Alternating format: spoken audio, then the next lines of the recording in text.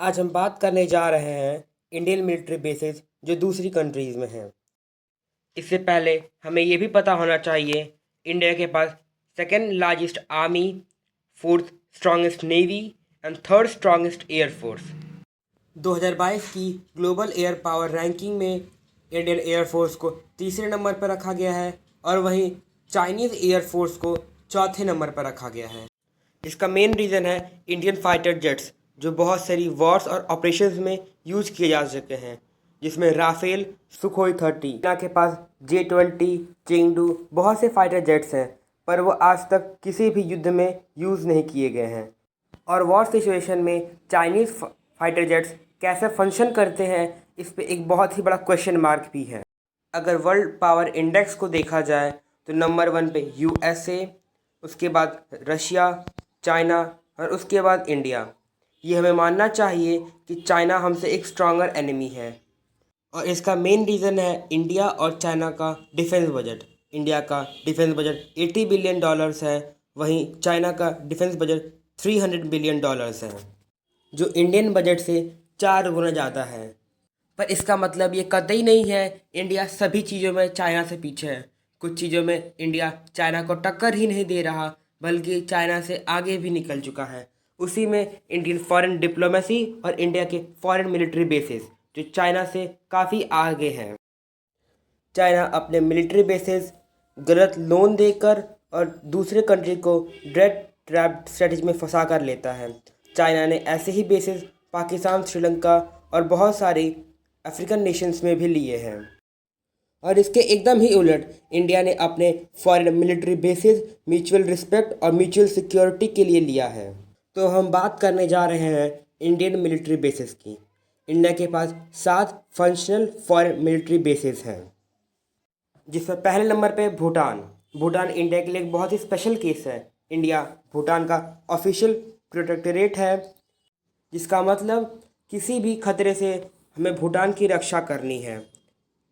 जब 2017 में Chinese army Doklam में आ गई थी, जो भूटान का लैंड है, उसकी सिक्योरिटी के लिए इंडियन आर्मी डोकलाम गई थी और चाइनीज़ आर्मी को पीछे ढकेला था। इंडिया का एक इंडियन मिलिट्री ट्रेनिंग टीम भी है जो भूटान में परमानेंटली स्टेशन है, भूटान के रॉयल गार्ड्स को ट्रेनिंग देने के लिए। दूसरे नंबर पर मेडागास्कर। मेडागास्कर अफ्रीकन कॉन्टिनेंट के सदर्न पार्ट में एक आइलैंड नेशन है। इंडिया ने मेडागास्कर में एक रेडार फैसिलिटी ऑपरेट करती है, जो इंडियन मैरीटाइम सिक्योरिटी के लिए बहुत ही ज़्यादा इम्पॉर्टेंट है। तीसरे नंबर पे ओमान। ओमान का मस्कट नेवल बेस इंडिया के लिए स्ट्रेटेजिकली बहुत ही इम्पॉर्टेंट है। इंडियन एयरफोर्स और इंडियन नेवी दोनों ही यहाँ पे स्टेशनड हैं। हालिया में इंडिया ने अपनी एक सबमरीन ओमान के मस्कट नेवल बेस पर भेजी थी, जो इंडिया और ओमान की फ्रेंडशिप को दिखाता है। सेशल्स जो एक आइलैंड नेशन है अफ्रीकन कॉन्टिनेंट में, उसके एलेगा आइलैंड पर इंडियन एयरफोर्स और इंडियन नेवी की प्रेजेंस है। इंडिया ने वहाँ पे एयर स्ट्रिप कंस्ट्रक्ट कर रहा है और एक रेडार फैसिलिटी भी मौजूद है। पाँचवें नंबर पर मॉरिशस। मॉरिशस भी एक अफ्रीकन आइलैंड नेशन है, जिसके एजम्पशन आइलैंड पर इंडियन एयरफोर्स और इंडियन नेवी के रेडार सिस्टम और एयर स्ट्रिप मौजूद है, जिससे इंडिया को इंडियन ओशन में एक एज मिलता है। छठवें और सातवें नंबर पे तजाकिस्तान के 2 एयर बेस फारखोर और दुशानबे एयरबेस मौजूद हैं। इस बेस को इंडिया ने रशिया की हेल्प से लिया था, क्योंकि तजाकिस्तान एक पोस्ट सोवियत कंट्री है। इंडिया को इस एयरबेस की ज़रूरत तब महसूस हुई जब इंडिया और पाकिस्तान में कारगिल पर वॉर चल रही थी। ये दोनों बेसेस अफ़गानिस्तान, पाकिस्तान और चाइना के बहुत ही करीब हैं, जिससे हमें किसी भी ऑपरेशन या वॉर की स्थिति में यूज़ कर सकता है।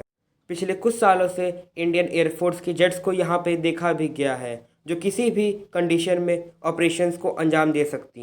ये सारे मिलिट्री बेसेस फंक्शनल बेसेस हैं।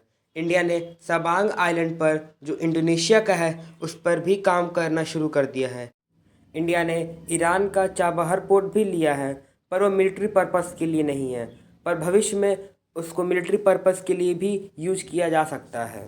इसके अलावा इंडिया ने एग्रीमेंट साइन किए हुए हैं, जैसे Vietnam, Maldives, Japan, south Korea, USA, France, Egypt, UAE, Philippines और इंडोनेशिया से, जिससे हम उनके मिलिट्री बेसिस पे रिफ्यूलिंग कर सकें।